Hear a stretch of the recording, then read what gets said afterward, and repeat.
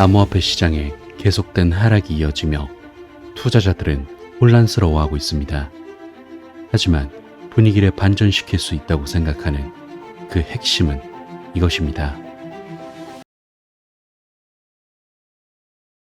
안녕하세요. 크립토피아입니다. 금일 브리핑 시작해 볼게요. 자, 먼저 시장 분위기부터 살펴봐야겠죠. 그 중에서도 미 금리 인하에 대해서 살펴볼 건데, 이번에 파월 의장이 하원금융서비스위원회에 출석해 반기 통화정책 보고를 하는 자리에서 금리 인하를 위해 물가 상승률이 2%로 완전히 떨어질 때까지 기다릴 필요는 없다고 말했거든요. 파월 의장은 그렇게 기다릴 경우 물가 상승률은 아마도 2% 아래로 내려가 버릴 수 있다며, 그것은 우리가 바라는 상황은 아니다 라고 덧붙이기도 했는데, 지난 2022년 말부터 시장에서 금리 인하 관련 기대감에 피어오를 때마다 파월 의장과 연준은 금리 인하의 선결 조건으로 물가 상승률 하락을 강조해 왔었어요. 연준이 보는 물가 목표치인 2% 선까지 물가가 내려오지 않는 한 금리 인하는 어렵다는 취지였지만, 이 입장이 완전히 바뀐 셈이죠. 그렇다면 연준이 이렇게 태도를 바꾼 이유가 뭘지 분석해보면, 파월 의장은 이날 고용을 안정적으로 유지하는 건 역시 연준에게는 물가 안정 못지않은 책무라고 강조했거든요. 즉, 과거에 금리 인하의 주요 조건이 물가였지만 이제는 고용에 무게중심을 싣겠다는 취지로 해석될 수 있는 발언인데, 파월 의장은 9일에는 미 상원 의회에 출석해 물가 상승은 우리가 직면한 유일한 리스크는 아니다 라고 말하며, 고용에 위기가 발생하면 돌발적인 조치를 취할 수 있다는 것으로, 미 노동부는 지난 5일 미국의 6월 실업률이 4.1%로 5월보다 소폭 상승했다고 발표했었기에 실제로 최근 미국 고용은 다소 불안정한 모습을 보이고 있는 상태예요. 중요한 것은 이처럼 시장에서는 이틀 연속 이어진 8원의 발언을 두고 금리 인하의 확정적 신호로 받아들이는 분위기거든요. 시카고 상업거래소 그룹이 제공하는 연준 금리 결정 예상 사이트인 패드워치에서는 파월 발언 이후 9월 금리 인하 확률이 70%까지 상승했고, 미국 S&P 500 지수도 5,630선을 돌파하며 전일 대비 1.02% 올랐어요. 이에 따라 기다리던 금리 인하 단행이 거의 확정적인 상황이지만, 비트코인 가격은 아직까지는 큰 움직임을 보이고 있지 않은 상태인데, 독일 정부가 약 1만 개의 비트코인을 암호화폐 거래소 및 마켓메이커, 장외거래 서비스 등에 전송하면서 대량 매도 물량에 대한 시장 우려가 커진 까닭으로 보이거든요. 비트코인은 6월 12일 생산자 물가지수 발표 때부터 좀처럼 미국 금리 인하 관련 호재에 편승하지 못하는 모습을 보여왔었는데, 곧 미국 소비자 및 생산자 물가 지수가 발표되기 때문에 이후 미국 주식시장과의 동조 움직임을 관찰할 필요가 있어 보이므로 이 점 참고하시기 바라고요. 다음으로 ETF 움직임도 같이 체크해봐야겠죠. 최근 계속된 시장의 하락이 이어지면서 미국 비트코인 현물 상장지수 펀드 ETF에 이틀 연속 2억 달러가 넘는 자금이 순유입된 것으로 나타났거든요. 관련 자료에 따르면 지난 7월 9일 비트코인 현물 ETF에는 총 2억 1640억 달러가 순유입됐는데, 전일보다는 다소 규모가 줄어들었지만 일 유입액이 이틀 연속 2억 달러 이상을 기록한 것은 지난 6월 6일 이후 처음이에요. 전일 1억 8720만 달러 순유입을 기록하며 시장을 이끌었던 블랙록 비트코인 현물 ETF가 9일에도 순유입 1위를 기록했는데, 블랙록 비트코인 현물 ETF로는 이날 1억 2100만 달러의 자금이 들어왔죠. 그리고 2위는 9100만 달러가 유입된 피델리티 비트코인 현물 ETF가, 3위는 4330만 달러가 들어온 아크인베스트 비트코인 현물 ETF가 차지했으며, 전일 2510만 달러 순유입을 기록했던 그레이스케일 비트코인 현물 ETF에서는 이날 3750만 달러가 순유출됐죠. 그리고 이날 비트코인 현물 ETF 시장은 지난 5일 폭락 이후 비트코인 가격 수준이 가장 높은 57,200달러 선에서 시작됐었는데, 비교적 높은 가격대에서도 많은 매수 자금이 유입된 데는 전일 비트코인 ETF 중 블랙록이 기록한 높은 순유입액이 영향을 미친 것으로 풀이되고 있어요. 이에 따라 전일 블랙록의 ETF로 들어왔던 대량 매수 자금이 향후 비트코인 가격 흐름에서 일종의 지지선 역할을 해줄 것이라는 기대감이 형성됐다는 얘기이죠. 그래서 위기 때는 역시 블랙록이라는 생각이 드는데, 어찌됐건 계속된 자금 흐름은 시장의 상승을 부추길 수 있으니 매우 긍정적인 소식으로 체크할 수 있고요. 더불어 비트코인 ETF만 체크할 게 아니죠. 이더리움 현물 ETF의 승인 여부도 굉장히 주목할 만한 흐름인데, 최근 미국 증권거래위원회 SEC가 이더리움 현물 ETF 출시를 승인해 줄 거라는 분석이 지배적인 상태로 암호화폐 시장에 또 다른 활기를 불어넣을 수 있는 요소로 보고 있죠. 분석에 따르면 이더리움 ETF가 시장에 출시된 첫 18개월 동안 150억 달러의 순유입을 이끌어낼 수 있을 것으로 예상하고 있는 상태인데, 이러한 분석들 때문인지 이더리움 고래들도 움직임을 보이고 있거든요. 7월 10일 새벽에 일정 고래가 약 5천만 달러 상당의 이더리움을 축적하는 움직임을 보여주는 것을 시작으로 이더리움 고래가 유통을 떠나 암호화폐를 대량으로 매수하고 있는 것으로 나타나고 있어요. 더욱 구체적으로는 100만 달러 이상의 이더리움을 보유한 주소의 수는 이러한 움직임의 증거를 보여주는데 7월 7일에는 관련 주소가 14,217개였지만 이 수치는 현재 14,823개로 증가하면서 이는 이더리움에 대한 높은 수요와 현물 이더리움 ETF 승인에 대한 옵티미즘을 반영한다고 할 수 있어요. 따라서 결과적으로 보면 연준의 금리 인하, 비트코인 ETF로 다시금 들어오는 자금 흐름, 이더리움 ETF 승인 기대까지 합쳐져 다시금 시장이 좋은 분위기를 보여주고 있다는 걸 긍정적으로 바라보시라는 말씀 강조드릴게요. 다음으로 리플 소식 살펴볼게요. 최근 리플이 전 세계 상위 250개 핀테크 기업에 선정되어 주목받고 있거든요. CNBC와 시장조사 기업 스타티스타에서 최근 리플을 포함한 세계 최고의 핀테크 기업 250개 목록을 발표했는데 2024년 3월에서